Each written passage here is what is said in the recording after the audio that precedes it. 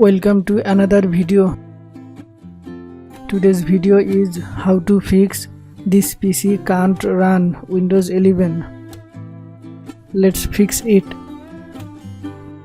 Restart your computer.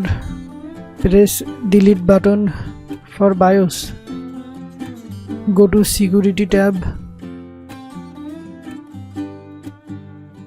Then go to trust computing.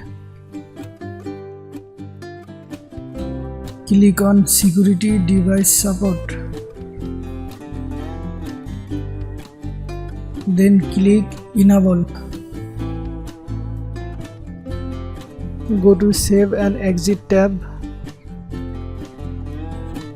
Now select save change and reboot. Double click. Press yes button.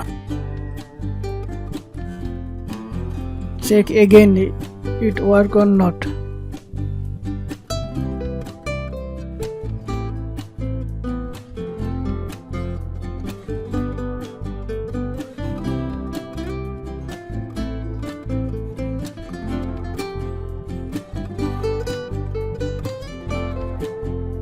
Yes, fix it. Now it working. Now you can install Windows 11 on your PC.